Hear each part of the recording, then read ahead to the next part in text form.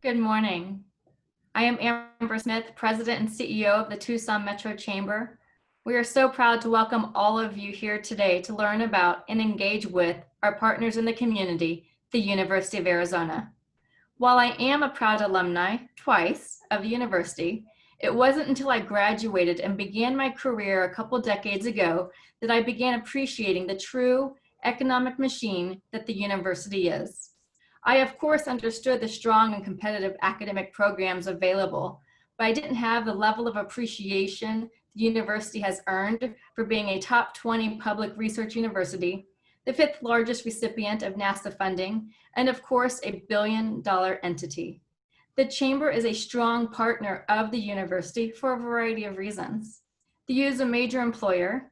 They are our workforce trainers. They are innovating tomorrow's technology and solving health mysteries. And overall, they are a core part of our community. The Chamber was founded in 1896, just 5 years after the U of A held its first enrollment. The Chamber and University have worked together for over 100 years, and we will continue to do so for the next 100. So with that, I'd like to introduce our immediate past chair of the Chamber Board of Directors, Barbie Boyder, the CEO of Picor Cushman Wakefield. Amber, thank you. And without a dispute, you touched on this well, the success of our community and the University of Arizona are strongly intertwined. And because of that, I'm very pleased to introduce Lisa Rolney. Lisa is both CFO and Senior Vice President for Business Affairs at the University of Arizona, a role she assumed in 2018 after 2 decades of financial and operational leadership at the university. Lisa serves as the U of A's Senior Business and Financial Officer, and her very broad portfolio of responsibility includes financial services, human resources, institutional equity, procurement, contracting, auditing, facilities management, parking and transportation, planning, design, and construction of facilities, real estate management, Arizona public media, risk management, systems control, and the university police. I did ask Lisa to name her favorite Tucson haunt, and it's a local favorite, the Bar at Kingfisher, and we will be back. On behalf of the Tucson Metro Chamber, we welcome Lisa Rolney for this timely update. Thank you, Barbie. Thank you, Amber, and thank you, Robert, and all of the members of the Tucson Metro Chamber for having me here today. As Barbie mentioned, I've held numerous roles at the university, worked there for 2 decades, and served as an accountant in nonprofit and for-profit industries before coming to Tucson. I am an alum myself of the LRMBA program, proud Wildcat. My husband's a proud Wildcat, and both of my children are alums as well. We are definitely a Wildcat family, but Tucson has grabbed my heart and my soul. I grew up in Maryland and never expected to find myself in the Southwest, and I am so grateful that fate brought me here, because this is my home, and I look forward to being here forever. I want to share my screen today. I have a presentation for you. One of the things that I was really excited about when I assumed this role was increasing the financial literacy of our campus community, helping our campus understand some of the basics about the complexity of our organization. And I'm so grateful that I get to share that information with you all today. We are really living in unprecedented and challenging times for absolutely everyone. Even the university as the largest employer in the city. And I firmly believe that we are smarter, we're more nimble, we're more adaptable when we work together as a community. And I know there's just so much going on right now in the world, in our professional lives and in our personal lives. So I'm very grateful that you've taken the time to step out of your roles and take a moment to be with us this afternoon.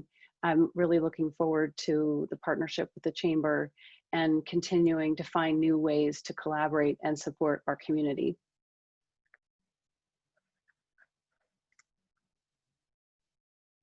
Okay, so today I want to cover a number of topics and provide some clarifications and dispel some common misconceptions and myths as we go along the way. I plan to explain where the university was, where we are now, and where we're headed. I'll try to shed light on some key concepts that will affect our paths moving forward. And I plan to give you an update on the array of tools that we're using to protect our university and the Tucson community. And then, of course, I will never end a presentation without an opportunity to ask for your help. So there will be an ask at the end. Before I proceed to dive into the data, I just want to take a moment and pause and emphasize that throughout every effort that the university has taken as we adapt to COVID-19, that each of the hundreds of employees who've been involved in planning for our reentry, along with thousands more who are implementing, the university's response has been guided by our core values, and you can see them here on the screen. Our guiding principle as we've looked at the revenue shortfalls that we face has been and continues to be to protect our community and preserve as many jobs as possible. I was pleased to discover when I looked at the Tucson Metro Chamber's website that our values align so closely with your values, and particularly when it comes to collaborating and finding new ways to ensure that our community prospers. So we've been listening, not just over the last 5 months, but for years. But in the last 5 months, we've been listening to our colleagues across campus and our community. And one thing is clear, that we have common goals.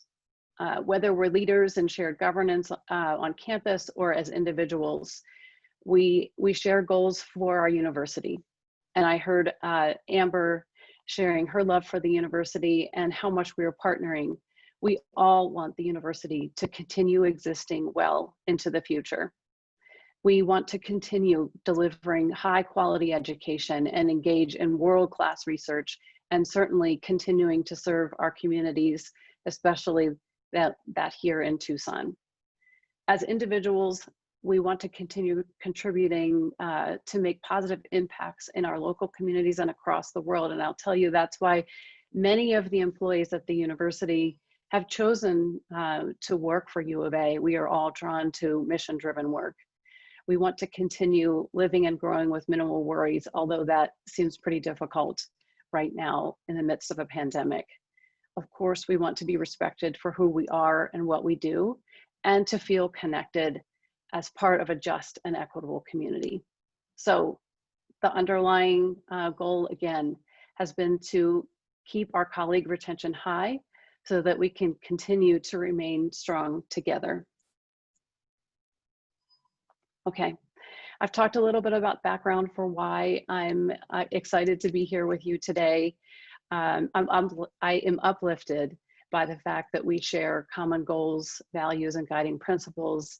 And now I'd like to give you a little bit of information about the university's overall financial history and our resources. All right, so this slide puts the university's budget in the context of the state in which we're located. You can see the fiscal year 21. For those of you who aren't aware, the fiscal year begins July 1st and ends June 30th. So we are just into the beginning of fiscal year 21. The universities make up 6.3% of the state appropriation. And of that, the University of Arizona receives just under $300 million. $283.3 million is what we anticipate receiving in fiscal year 21. Just so I can unpackage what some of these acronyms are, if they're not familiar, the long AHCCCS, and DHS is the Arizona Healthcare Cost Containment System, and the Department of Health Services.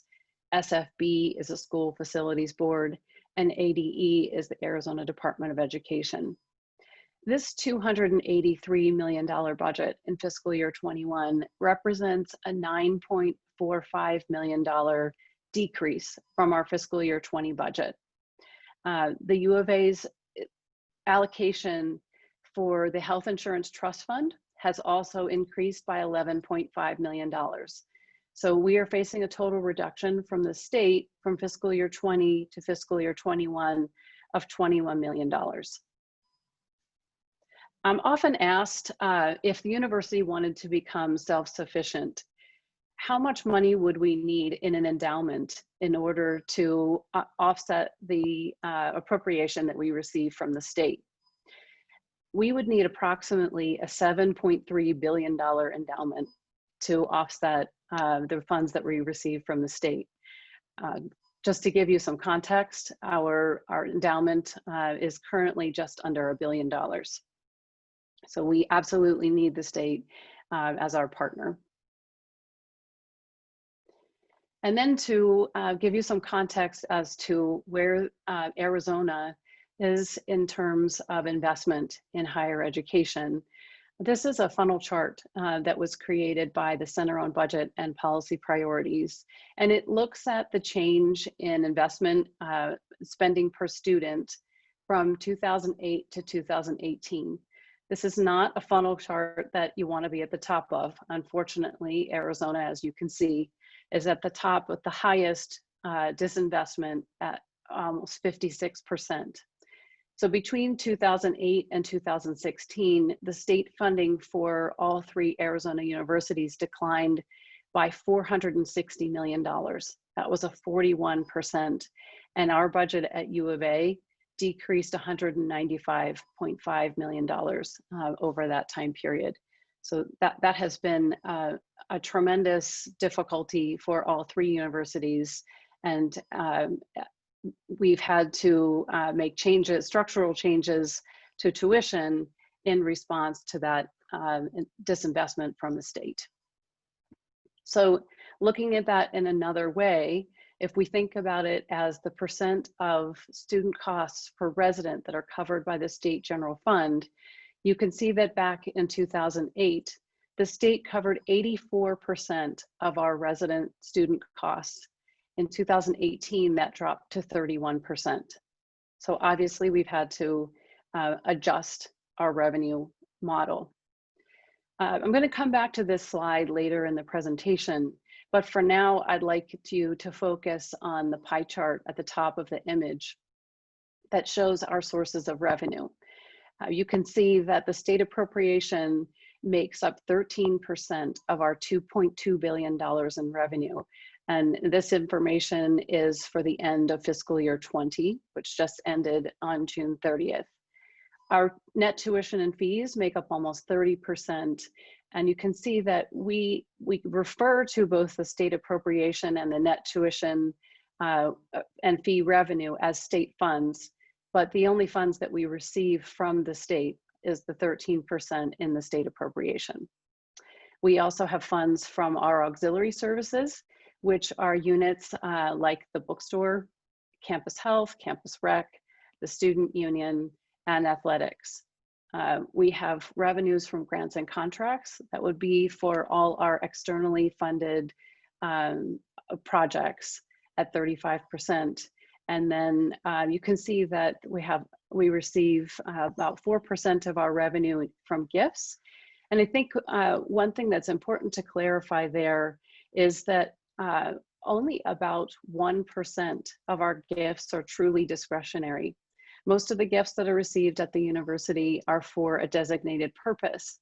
So when we find ourselves in times of revenue shortfall, we can't simply allocate the gifts that we've received for one purpose to another. The same thing would be, same principle would apply for grants and contracts. Those are given to us for a specific project, a specific deliverable. We cannot use those funds to offset shortfalls that we find in other areas. We expect our auxiliaries to function as tubs on their own bottom because their revenue covers their costs. So typically, we can't take revenue from those units to offset losses in other areas. So really, we're looking at what we would consider truly discretionary in terms of being able to allocate when we find shortfall, those things that we have flagged as state funds. Okay, so over this same time period, when there was a disinvestment in higher education in the state, we saw our enrollment increase from 2010 to 2019 over 7,000 students. And you'll note that I flagged here that this is pre-COVID. All of these numbers reflect the university's enrollment prior to the pandemic. Although we're less than 2 weeks away from school starting, we are still unsure exactly how many students we will have on main campus, and I'll explain more about that as we go along. It's important to note that as our enrollment has increased, our expenses have increased both because of the number of students that we have to serve in terms of cost of instruction, but we've also had increases in cost of regulatory compliance for our external sponsored research and other issues like Title IX. This is a slide that kind of shows both the tuition revenue that we receive and the state appropriation.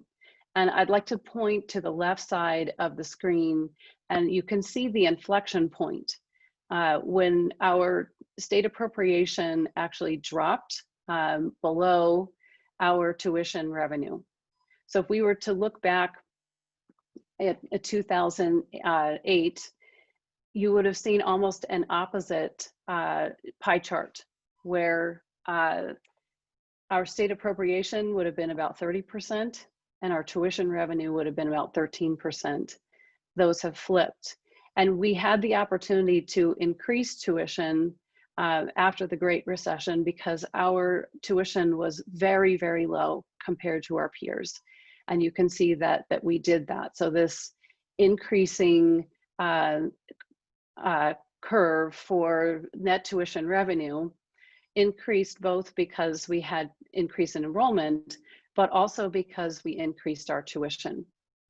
You can see that it's flattened out in the last 3 years because we have hit price elasticity.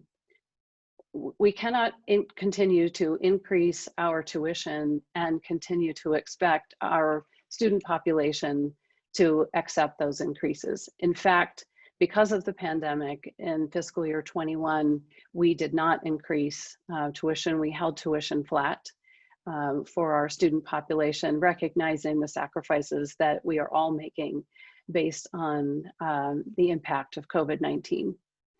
So what you're also seeing here is a flattening of net tuition revenue as there's been increased competition in the market for scholarships. So we have multiple things going on here.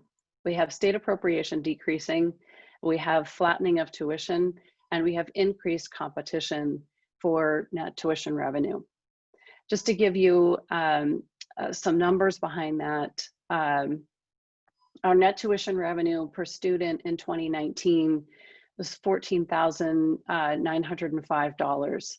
And that's a mix of students that we'll walk into. State appropriation is just under 6,300. Okay.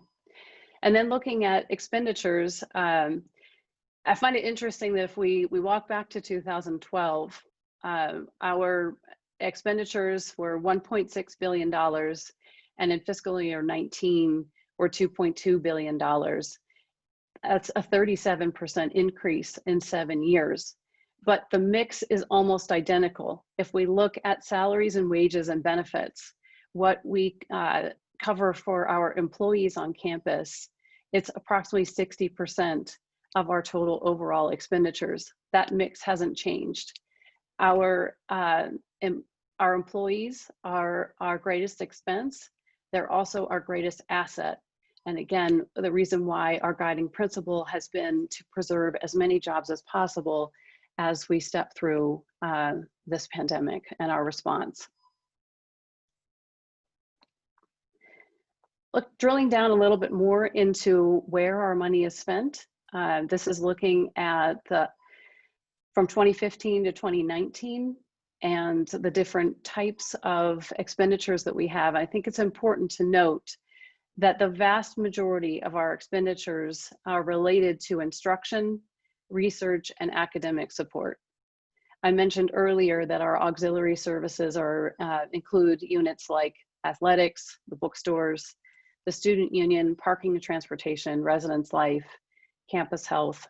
If we were to look at a chart for Arizona State or Northern Arizona, you would see different information for auxiliary enterprises because we insource all of our auxiliaries, and our partner institutions have chosen to outsource some of those services.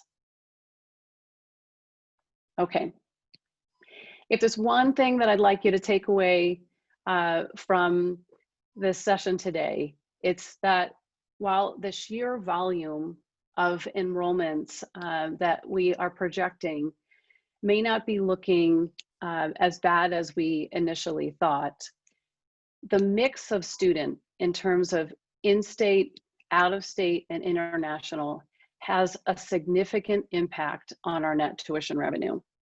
So I'd like to return back to this infographic and now ask you to focus on the middle section where we see that in fiscal year 20, we collected $644 million in net tuition revenue, and that 70% of that comes from base net tuition. What does that mean? That means that it's from our main campus activity, from fall and spring. Main campus, 70% comes from that activity. We spend quite a lot of time focusing on growing Arizona Online, our global reach, our summer and winter session, but those revenues pale in comparison to our main campus fall and spring net tuition. So I want to drill into that a little bit further and explain the components. So of the net tuition revenue, that 70% was $452 million in fiscal year 20. And we flagged some of the components with keys because they are incredibly important sources of revenue. You can see that almost 44% of our net tuition revenue comes from undergraduate, non-resident domestic students. Those are students who come to us from any state other than Arizona. And you can see here the top 5 states are listed for non-residents: California, Illinois, Washington, Texas, Colorado. We are not certain how many of the students who come to us from other states will actually show up for class on August 24th. Same principle would apply for our non-resident graduate students. You can see that makes up 4.3% of our total net tuition revenue. International net tuition revenue is incredibly important to us as well. Between undergrads and grads, it's almost 18% of our total net tuition revenue, and we have seen an incredible decrease in the ability for our international students to come to the University of Arizona this fall. The embassies are closed and students are unable to get visas. Travel bans are not allowing them to come to the United States. Our global, Arizona global staff are working hard to try to find options for our international students to have an alternative to stay with the University of Arizona this fall, whether that be doing a semester online or attending one of our microcampus locations in their home country. We are trying to land as many students as possible in-state, out-of-state, and international. Okay, so again, let's go back in time. Pre-COVID, this chart shows our projected enrollments. You can see that we projected significant growth in online, and I'll drill into that. in this particular graph, the non-resident includes international students, and international students make up about 8% of our total student population. As I've shared with you, we definitely are an institution that's become dependent on non-resident tuition revenue as well as international revenue because of the decline in our state appropriation and the need to replace that with tuition revenue. Okay, and then speaking to online specifically, in fiscal year 20, we had just over 5,000 fully online students. And we're seeing a shift in modalities for this fall. So we're seeing students who would have come to main campus elect to shift their campus to online because of the pandemic. So online is residency blind, and depending on your program as an undergraduate, it's approximately $9,000 a year to attend Arizona online, in comparison to over $30,000 a year as a main campus non-resident student. So you can see that that would have a dramatic impact to our revenue. Okay, so over the past few weeks, I've been asked numerous times, is the situation as much of a crisis as you say it is? And the answer is yes, and I plan to try to explain why. So as we perform our all funds budget process, which is our annual process with all of our colleges and support units, we ask our departments to perform a SWOT analysis. And we ask them to consider the universities and their own strategic plans when they're shaping their budgets. So this SWOT analysis is from the planning process for fiscal year 20, which was pre-COVID. And you can see that if we look at the threats, that essentially everything that we imagined to be threats has come to fruition, unfortunately. But we never imagined that we would face a pandemic as well.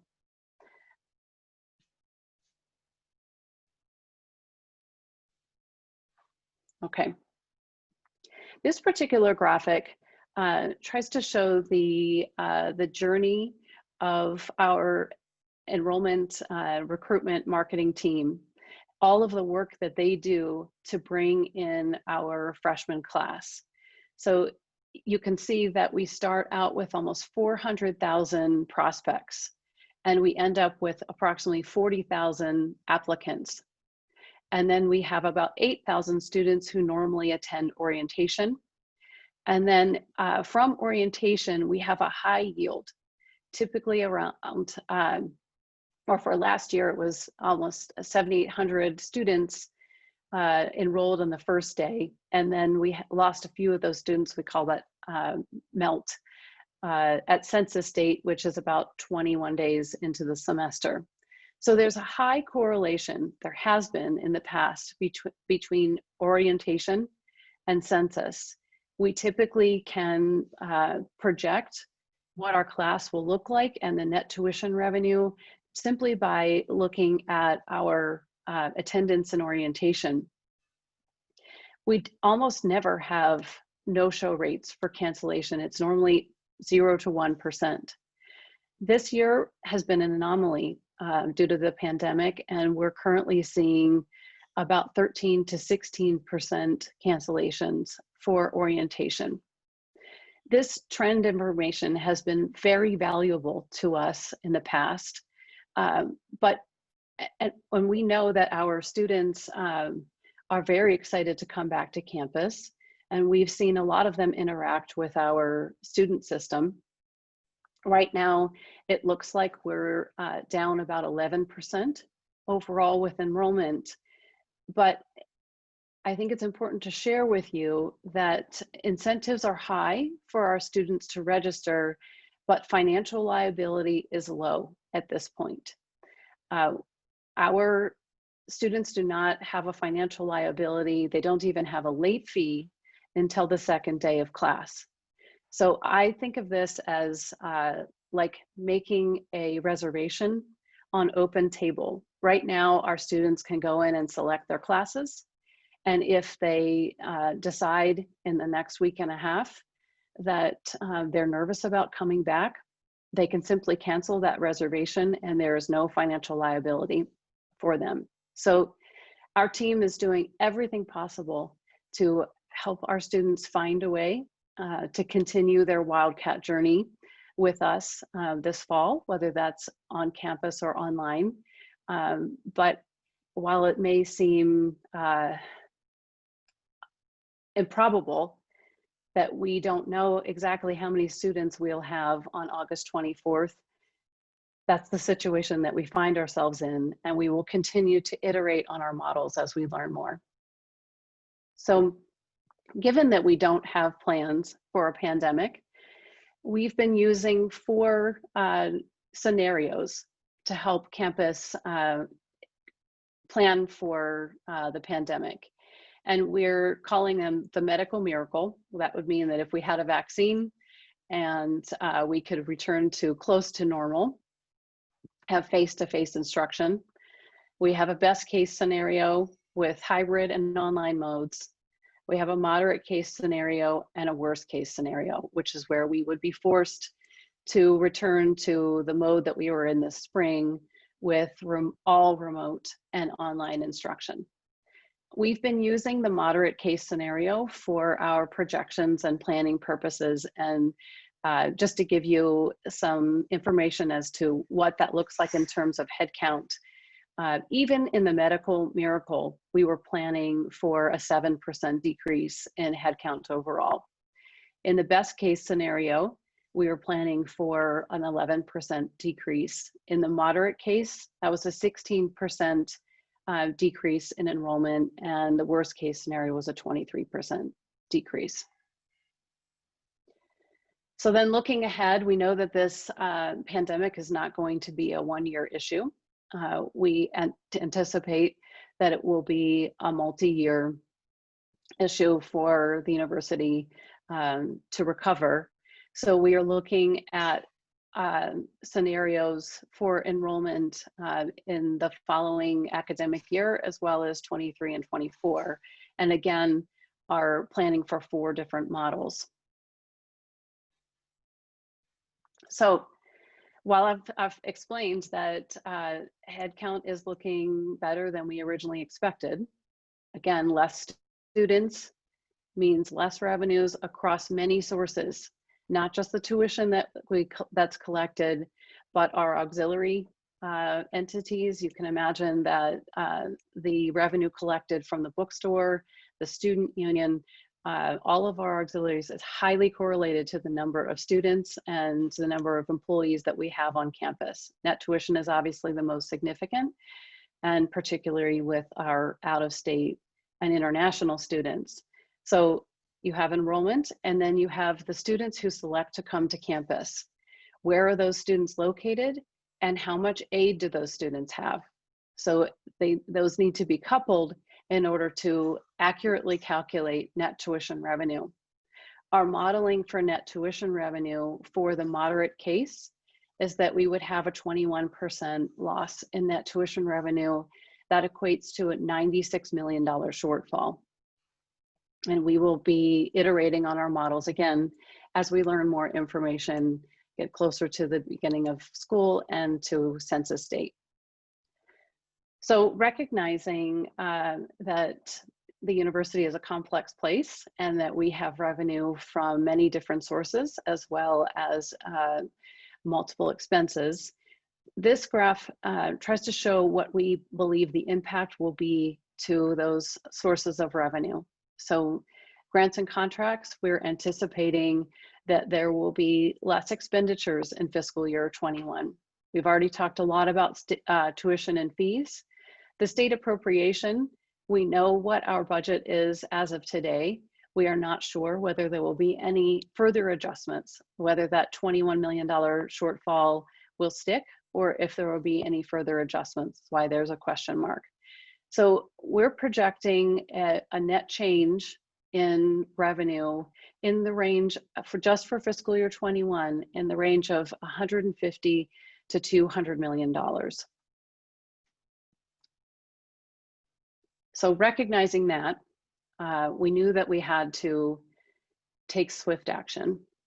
We wanted to be ahead of the economic impact wave, and we had to promptly address the losses that we were projecting, and again, want to smooth the impact and prevent widespread job loss at the university.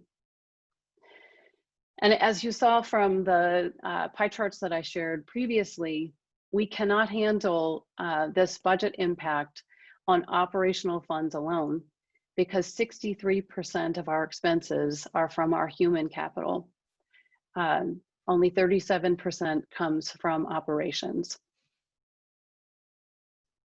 So recognizing that we had a crisis on our hands, I'm very proud of how our team acted proactively to create a financial sustainability emergency response task force.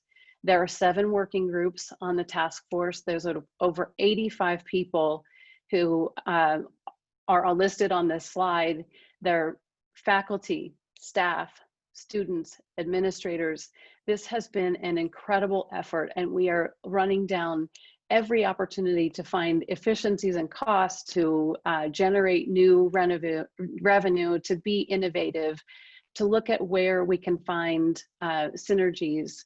And the work that this team has done does not or the people who are listed on the slide doesn't represent all of the work that's been done, because we have pulled in subject matter experts from inside the university and outside the university to help guide us as we create mitigation plans for what we see coming forward.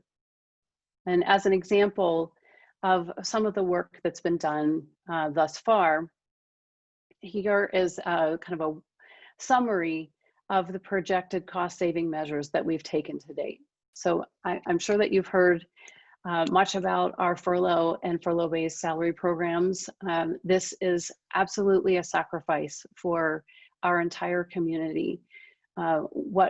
Again, since our guiding principle has been to preserve as many jobs as possible, the feeling behind the furlough is that it allows us to have a temporary 1 year, buys us time to get to what we need to do for the long term in order to restructure the university for what it looks like post-pandemic. So while we have a shared sacrifice for the entire community, our goal was that the furlough would allow us to avoid an institutional layoff program. That doesn't mean that there won't be job losses. There have already been job losses. We are facing budget cuts of size that we have not seen since the Great Recession. So it's very difficult, and our team is working hard to try to find options that lessen the impact for our university community and the Tucson community. So moving on, we had a very incredible strategic plan, and we had a group of, we still have an incredible strategic plan, but we had a group of individuals who looked at all of the initiatives that have been funded under that strategic plan. And we asked them to determine what could be paused, what could be reduced, and what needed to move forward because it had high return on investment or was key to student success. So through that effort, we were able to reduce the funding that we anticipated spending over 15 months by $65 million. We have passed on budget cuts to all of our academic and support units, $48 million. This ranges from about 18% on the academic side to 22% on the support unit side. Those budget cuts have been offset by furlough savings that will be, again, that temporary bridge for units in fiscal year 21 to be able to make plans for how we proceed to success in 22 and beyond. We have paused our hiring on campus and delayed our annual merit increase program until next July. We had planned to begin construction on an applied research building, a Grand Challenges research building, and renovate our old chemistry building in this fiscal year. We delayed those projects until next summer, until we have a better sense of what our revenue forecast looks like. We had also planned to begin implementing a new financial system for the university. Our financial system is in desperate need of replacement, but again, we're looking for options that buy us time to create long-term plans for success. And we had a team that looked through all of the leases that we have around the community, and we're able to renegotiate some of those leases and end some leases that of space that we didn't need. So you can see the savings that is projected from that activity. We are also working with our colleagues at ASU and NAU and the Board of Regents to change the requirements for refinancing. At this point, the universities are unable to bond for operational expenses. We only have the ability to sell system revenue bonds for capital projects.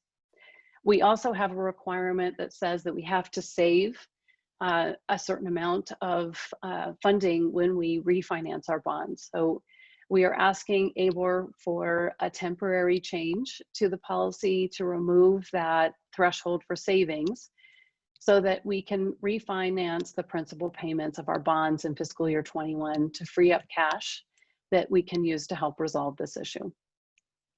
We've received $18 million from the federal government through the CARES Act and from being a Hispanic serving institution. And those funds will help offset the impact of the COVID-related expenses that we've had on campus. We have increased the rate for our non-federal sponsored projects and expect that to increase our revenue in fiscal year 21 approximately $5 million. We've also received funding from DEMA and FEMA for COVID-related costs, and we are pursuing, along with refinancing our bonds, the ability to have a line of credit. Again, needs ABOR approval and potentially needs help from our legislature. Okay, so this is serious, and we are working hard to find strategies to deal with it. So what's next? I told you that there would be an ask here. So how can you help us? First, stay healthy. Stay at the table. I would say we need advocates. We need your support. We really would love to hear your unique insights and ideas. Can contact me directly, share information with your colleagues on campus. Please let us know if you have ideas to help us move forward. Support our campus reentry. Go visit the bookstore, go visit the student union, come see our students. And finally, I would ask you to continue to practice our value, our shared value of compassion. Be kind to yourself, be kind to others. We are all under tremendous stress. I am sure you all have been working more in the last 5 months than you ever have in your life and facing personal challenges, financial challenges, mental health challenges, and just want to remind all of us to keep that top of mind when we're interacting with each other and share compassion. So I'm going to stop there and ask the Tucson Metro Chamber team if there are questions for me. Thank you, Lisa. I want to remind our guests that they can use the chat window to ask questions, and we will do our best to try to get them get through all of them. So Lisa, what impact have you seen on housing, both on campus and off campus, and properties targeting students? Great question, Amber, and I can speak to housing on campus specifically. I think I would look to some of your chamber members to see the impact of housing off campus. But on campus, we typically have about 7,000 students living in our dorms. We actually have more capacity, more dorm rooms available, but typically on an average year, we have at least one dorm that's offline for renovation. So we would expect to see approximately 7,000 students living in our dorms, and that number has dropped to about 5,000. Partially because we've taken one dorm and part of another dorm offline to use as an isolation dorm, so that when our students test positive for COVID, our students who are living in our residence halls test positive for COVID, they have a place to go quarantine and receive medical treatment while they're recovering. So Lisa, tying in with your request for compassion, let's talk about our friends up north. Has ASU had experienced the same financial impact as the U? I would say that all three of our institutions are experiencing financial hardships. I can't speak directly to the exact impact at ASU, but ASU has done a really incredible job of diversifying their revenue. While we have 5,000 online students, ASU Online has over 65,000 online students. They have revenue from real estate that we don't have at the University of Arizona. So I know that both ASU and NAU are experiencing hardship as well. But I would say that ASU has a different ability to respond than both U of A and NAU. How can the sale of the university-owned properties help support the shortfall? And has that option been embraced? I would say all options are on the table. You saw as one of the task force in the financial sustainability emergency response, we have a capital project debt and investments working group that has been charged with looking at our properties off campus and what might be time to put on the market. And then those funds obviously could offset the revenue shortfalls that we are facing. It came out confirming the cancellation of fall sports, especially football. What's the overall impact to you Arizona athletics? Yeah, I'm glad that we're protecting our student athletes. I'm sad that for our student athletes, I'm sad for our athletics community and for all of our fans, including myself. I know that we were looking forward to having fall season. So the exact scheduling model for athletics, number of games for football and men's basketball are still to be determined. You may have noticed that those were postponed. So as of now, we're estimating a loss of revenue between $60 and $65 million if football ends up being canceled and altogether and not played in the spring.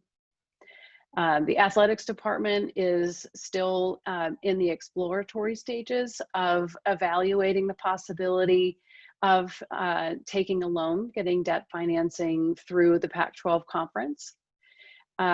This would be a bridge until we can get back to regular activity. I think it's important to note that our athletics department is not discussing cutting any of our sports programs because of this impact. we're continuing to take an in-depth look at the athletics budget, and they are working with the university on our mitigation plans. Great. Again, I want to encourage folks to use that chat feature, please. Do we have any idea about additional federal funding that could be coming through the CARES Act? We're hopeful that there has been, our lawmakers have not pushed a bill out yet, but we are hoping that there will be another one and that there will be significant funding for the universities. I know that our government and community relations team is working hard to advocate on behalf of the University of Arizona, as well as the institution of higher education. So I will remain optimistic that there will be another tranche of funding.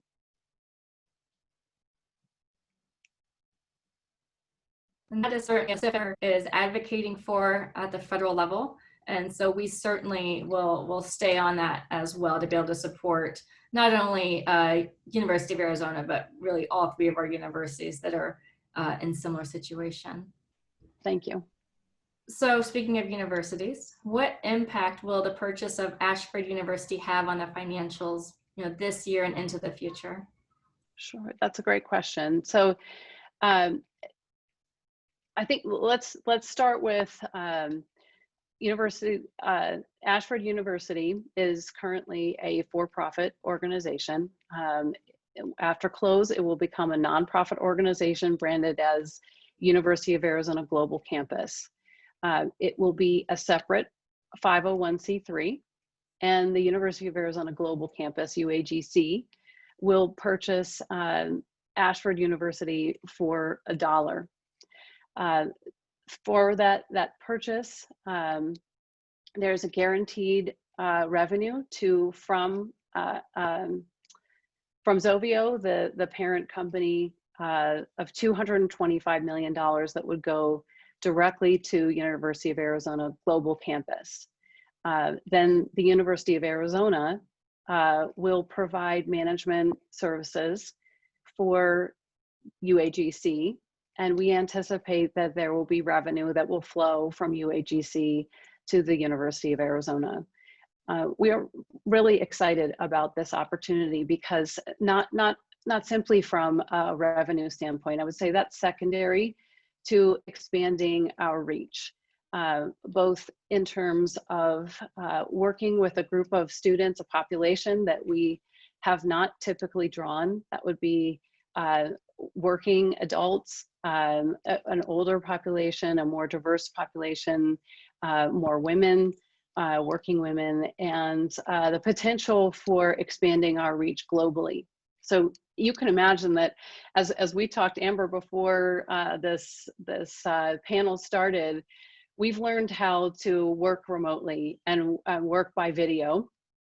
Our instruction has had to pivot quickly, and we're excited about the synergies that we might find and the learning, because Ashford University has a long history of being online, and it is known for having the most programs that have been reviewed by Quality Matters, which is kind of the standard, the group that looks at the standards for academic programs and whether they meet that metric. So we're very excited about this opportunity. We feel that it's innovative and will be a good partnership for the University of Arizona.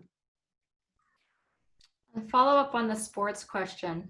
So with the reduced revenue in sports sponsorships, how will that affect campus operations, or is it really just limited to the athletics department? So I think it's important to note that athletics is an integral part of the University of Arizona. It's not a separate 501c3. So when athletics revenues go down or expenses go up, that impacts our financial statements.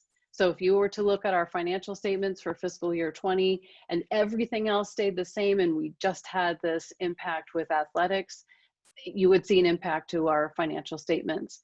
As I mentioned during the presentation, we expect our auxiliary units like athletics to function as tubs on their own bottom. But we obviously have to help our partners in athletics through this. And we would expect them, if they were able to take, decide to and take funding from the Pac-12, that they would cover the debt service on that loan, which would be a bridge, again, to the time when we can be back at full capacity for sports.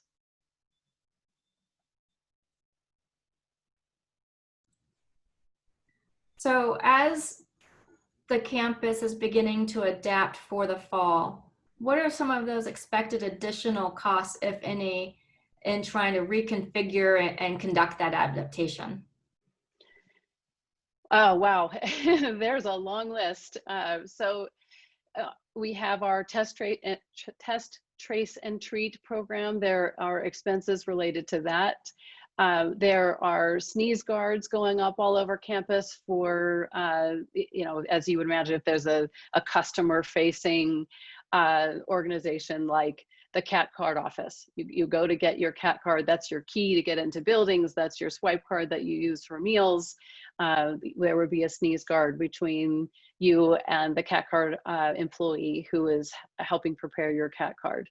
We have tents that are going up all over campus to allow for people to eat outside, socially distanced, to potentially have instruction outside. I mean, I imagine that they are similar expenses to that people on this call are having to implement in their businesses as well.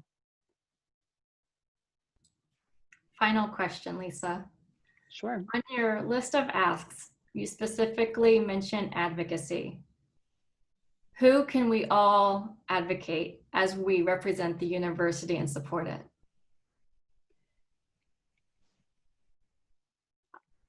Do you mean who specifically, or who to go to? Who should we go to? I would, wow, that's a big ask, Amber, and I would say advocate to our state legislature, to the federal government, to the business community, to all the people who love and support the University of Arizona, to ask them to continue to provide us support, to be our advocates, to promote that we are going to get through this. There's nothing that can stop us when we do it together. And we would appreciate any support that the Chamber can give to us. I think that is really terrific, Lisa. That's why we're here. We are partners with the university, have been for 100 years, and we are thrilled to be able to continue that moving forward, and really appreciate this thorough update. Thank you so very much. You're welcome. I'm glad to come back if there are more questions. Absolutely. I want to thank everyone for joining us today. Again, thank you so much to Lisa Rolney for spending so much time with us and conducting such a thorough analysis. I certainly feel much more informed. I am also that much more grateful for the university, who is working diligently to collaborate internally and externally to be able to solve all of the different issues that are coming forth unexpectedly, to innovate for the future, and really being able to continue to serve the students and community, and really globally, as it has these numbers of years, to keep doing it. So thank you guys also very much. I want you to stay safe out there this weekend. Make sure to hydrate and tune in the future. Thank you guys so much. Thank you.